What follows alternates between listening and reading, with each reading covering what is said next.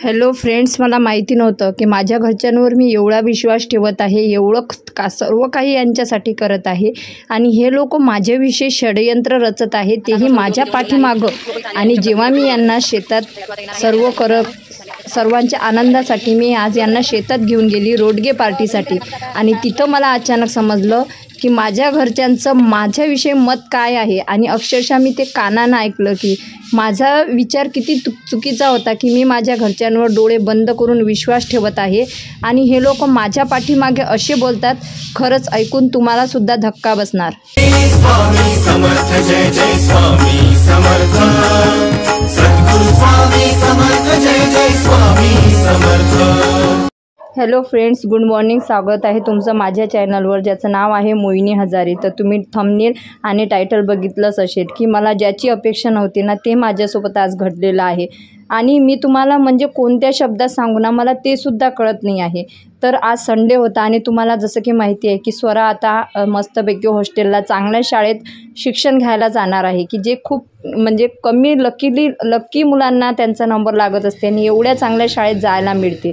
आणि मला असं वाटलं माझ्या घरचे माझ्या सगळ्या सुखात दुःखात सामील आहे, माझी प्रगती त्यांना पाहवल्या जात आहे आणि ते सदैव माझ्यासोबत आहे. परंतु माझा हा चुकीचा गैरसमज होता आणि हा गैरसमज किंवा हा पडदा माझ्या डोळ्यावरता आज म्हणजे निघालेला आहे, उचलल्या गेलेला आहे. जेव्हा मी त्यांना न सांगता झोपीचं नाटक केलं आणि त्यांच्या मनात जे होतं किंवा त्यांच्या ओठात जे होतं माझ्या भावाच्या, वहिनीच्या किंवा आईच्या, ते अक्षरशः समोरासमोर ते बोलले. कारण मुलगी ती मुलगी असते आणि सून शेवटी सून असते, हे गोष्ट खरं आहे, बरोबर ना.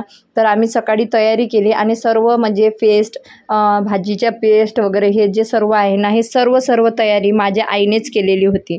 आणि वहिनीला पण, छोट्या वहिनीला घेऊन गेलो होतो आणि मोठ्या वहिनीला पण आम्ही सांगितलं होतं आणि दादाला पण. मोठ्या वहिनी काही आल्या नाही, फक्त माझा भाऊ आणि विराज आला होता. तर आम्ही इथं पोहोचल्याबरोबर आम्ही इंधन गोळा केल्या, गोळ्या केल्या आणि त्याच्यानंतर आम्ही सगळ्यात अगोदर माझ्या आईने पोहे बनविले आणि पोहे बनवल्यानंतर आम्ही ते खाल्ले. त्याची एंट्री झालेली आहे. बरसो रे मेघा मेघा, बरसो रे मेघा मेघा. घ्या ना, करा रोडगे. बरे ते काही करू लागलं तू. लुगडं घातलं काय त्या? हो, लुगडं घातलं नाही का? साडी कशी पाहिजे ते, कशी दिसून राहिली साडी? दिसू दे कशी. लुगडंच तर दिसून राहिलं ते. दिसलं नाही ना. पाय ना, लुगडंच आहे ना. स्पेशल बाई आणली मी कामं करायला मायावरची, आहे ना मग. बघा मस्त. तर एक बिनडोक पागलबाई म्हणते माझ्याच घरचे मला फसवणार आहे आणि केस करणार आहे. हो, आपसिक मतभेद प्रत्येक घरात होतात, बरोबर ना. आणि माझ्या या छोट्या वहिनीत भरपूर आपसिक मतभेद होते आणि त्याच्यानंतर त्यांना त्यांची चूक समजली. कारण जेव्हा नवीन लग्न असते ना, तर तेव्हा होत असते, नंदेचा आपल्याला राग येत असतो. परंतु ही सांगायची गोष्ट नाही, पण मी सांगते की मी माझ्या भावांच्या मुलांना म्हणजे माझ्या भाच्यांना कधीच मी कमी बघत नाही. माझ्या मुलांना जे खायला आणलं ते मी त्यांना देते, घासातला घास देते.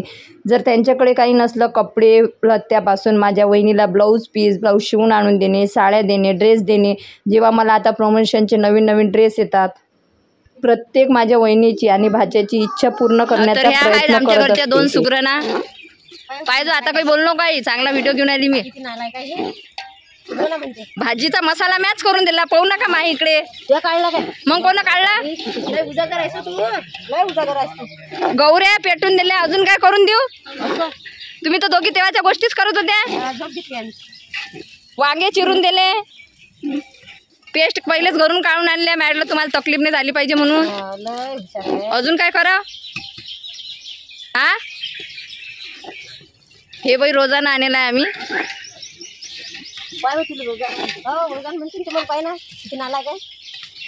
हे बाई बिना रोजाना आहे, खाऊन पिऊन आहे बाई.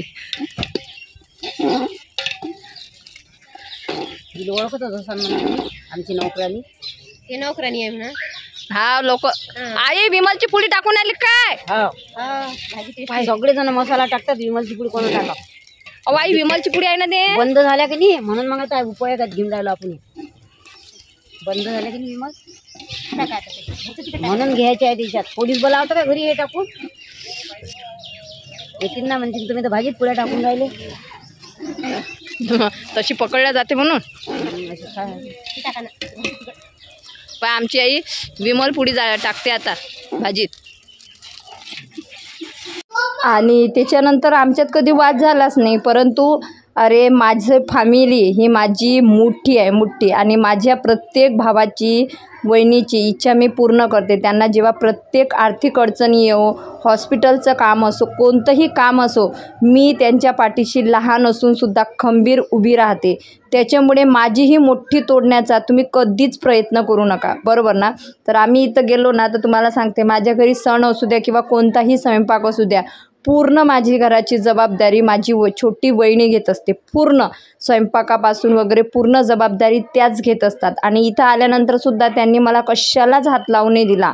ते म्हणत होते तुम्ही बसा, तुम्ही फक्त मुलांवर लक्ष ठेवा, बाकी सर्व मी करते. आणि मी फक्त मुलांवर लक्ष ठेवलं, कारण आमच्या घरची जे मुलं बच्चा पार्टी आहे ना, हे फक्त मला घाबरतात, बाकी कोणालाही घाबरत नाहीत. त्याच्यानंतर वहिनीने मला फक्त ते काम दिलं. माझ्या आईने भाजी वगैरे केली, डाळ भात भाजी रोडगे वगैरे माझ्या आईने केल्या. आणि मेन रोडगे इथं करण्याचं कारण तुम्हाला सांगते की स्वराला रोडगे आणि गणेशजीला रोडगे भरपूर आवडतात.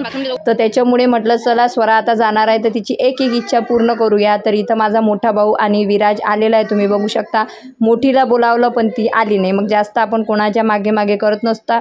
येसाल तर वेलकम आहे आणि जासाल तर वेलकम आहे. तर इथं तुम्ही बघू शकता आता संपूर्ण जेवण झालेलं आहे, रोडगा, डाळ भात आणि भाजी. तर आता आम्ही इथं जेवण करायला बसणार आहोत. माझ्या छोट्या वहिनीने सगळ्यात अगोदर मला जेवण करायला बसवलेलं आहे, कारण मला मेडिसिन वगैरे चालू आहे. तर त्याच्यामुळे त्या बोलल्या तुम्हाला मेडिसिन घ्यायचं आहे, तुम्ही सगळ्यात अगोदर जेवण करून घ्या. आणि मीच सगळ्यात अगोदर जेवण करायला मला बसवलेलं आहे. आणि विराजला सुद्धा मी खाऊ घातलं आणि स्वराजला पण, दोघांना घेऊन मी जेवण करायला बसली. आणि कंप्लीट फॅमिली माझ्यासोबत घेऊन फिरते मी. आणि मतभेद कोणत्याच मुलांमध्ये ठेवत नाही.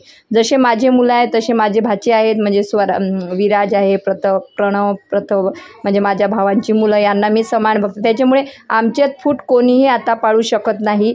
आणि आम्ही अति पण करत नाही की ज्याच्यामुळे माती होणार आहे, बरोबर ना.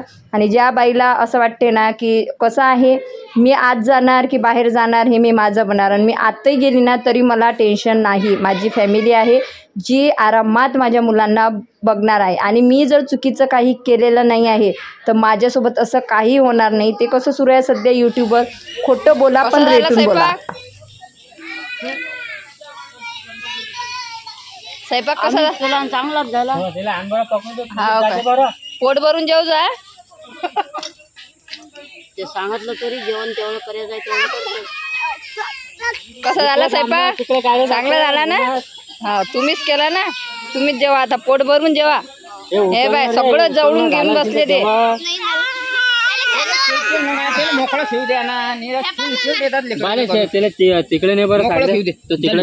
तर माझ्या वहिनीने, आईने, भावाने षडयंत्र माझ्यासोबत शेतात घेऊन गेले आणि एकच रचलं की मला एकही काम नाही करू दिलं. आणि सर्वांनी सांगितलं की तुझा आता व्यवसाय मस्त चालू आहे. आणि स्वराचा नंबर लागला, हे पण खूप छान झालं. आता स्वराला पण त्यांनी समजून सांगितलं की बाबा तुझ्या याच्यासाठी भरपूर तुझी आई करते, तर तू अभ्यासाकडे लक्ष दे, जास्तीत जास्त मार्काने पास हो. आणि व्यवसायाकडे पण तू लक्ष दे, बाकीच्या गोष्टीकडे तू लक्ष देऊ नको. कारण माझ्या छोट्या वहिनीला पण माहीत आहे की मी त्यांच्यासाठी काय करते काय नाही. आणि माझा त्यांना किती सपोर्ट आहे ना हे त्यांनाच माहिती आहे. कारण माझी पण नणद चांगलीच आहे, मी असं नाही म्हणत वाईट आहे, ती पण खूप छान आहे.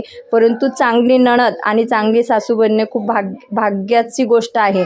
नाही तर कुठं कसं असते, सासू नणद खराब असली की आईला एकाचे दोन सांगते, मग बिचारी त्या सुनेला त्रास. त्याच्यामुळे आमच्या इथं असं काहीच नाही. कोणत्याच सुनेला आम्ही कोणतं बंधन ठेवत नाही. तिला ड्रेस घालायचा ड्रेस घाल, साडी घालायची आहे तर साडी घाल. एकत्र कुटुंबाला राहायचं असेल तर एकत्र राहा, आणि वेगळं राहायचं असेल तर वेगळं राहा. मोठीला आवडलं नाही म्हणून ती वेगळी राहिली, छोटीला आवडते म्हणून ती तिच्या नवऱ्याला घेऊन राहते. आता त्यांच्या पण घराचं काम वगैरे सुरू होणार आहे. तर असं आहे.